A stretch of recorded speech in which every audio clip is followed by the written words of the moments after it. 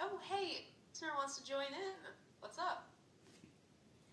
Ask questions 71 and 80.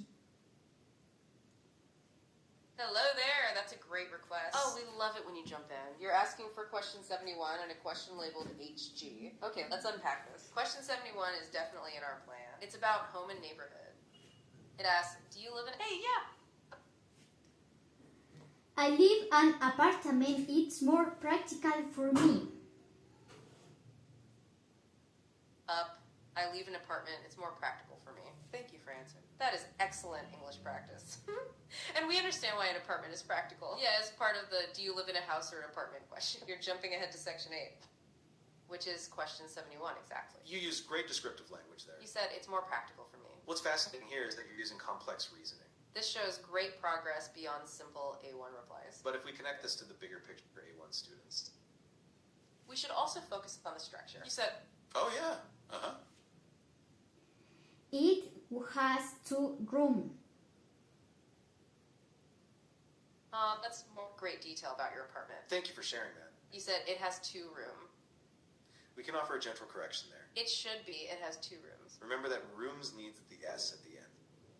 And also, we need to remember the verb.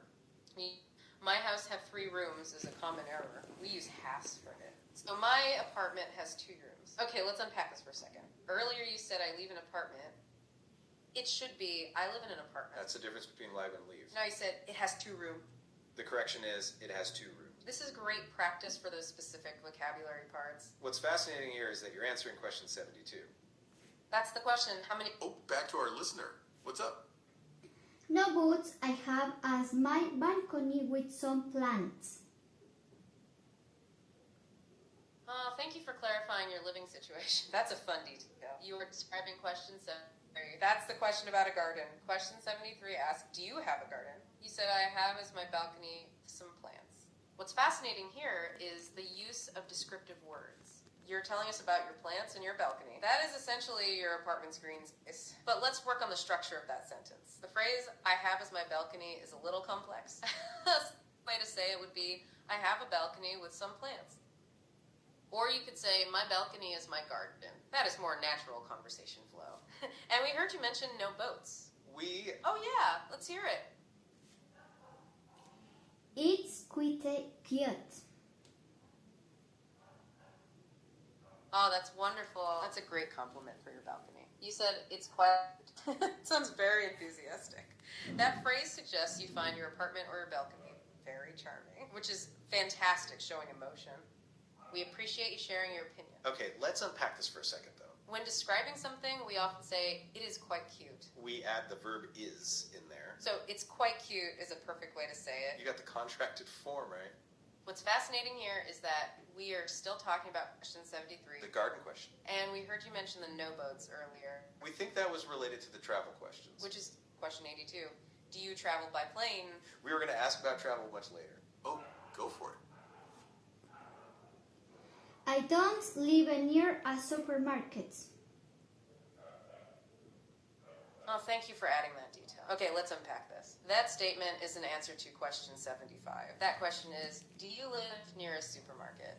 It seems like we are still in the home and neighborhood section. That's section 8, way ahead of where we pulled.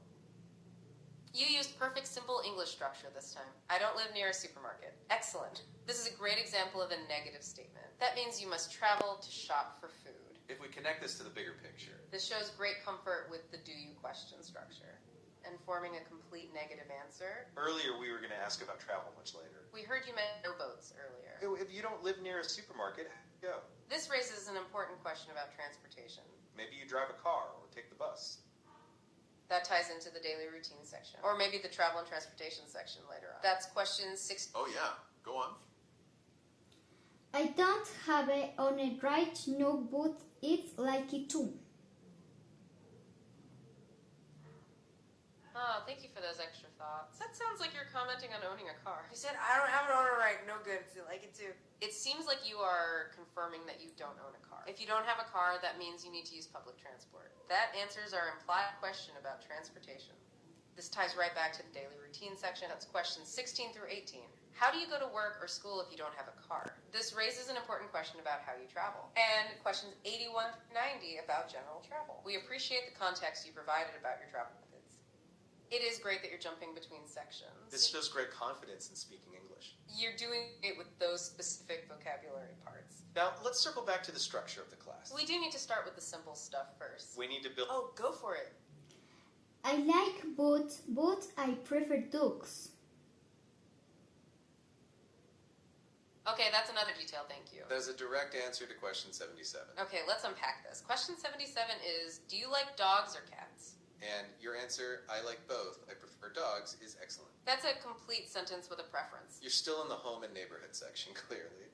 You're jumping ahead to question 77. What's fascinating here is the perfect structure.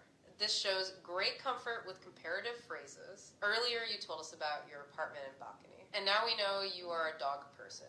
If we connect this to the bigger picture. Ah, yeah. The building is white and gray. Oh, that's a perfect follow-up. That sounds like you're describing your favorite color. You said which and gray. It is a great guess, but we think you mean white and gray. You're now answering question 78. That's the question. What color is your house? Since you live in an apartment, you're telling us the colors? White and gray is a very popular modern palette. This time, shopping and clothes section too. That's question 53. What is your favorite color? What's fascinating here is how you relate color to your home. This shows great descriptive ability. We appreciate you sharing those details about your place. Okay, let's unpack this for a second. When describing color, we usually say, my house is white and gray. Yep, go on. Ono de life and hour and a half away. Is white and gray. That's an interesting phrase. You said, or not the life and whole and half of life. That sounds like your comment living far away. We heard you say earlier that you don't live near a supermarket. And you mentioned you don't. This phrase, agway, might be... Oh, yeah. Let's hear it. Yes, I like it a lot because I have everything close by and it's safe. That is a wonderful, complex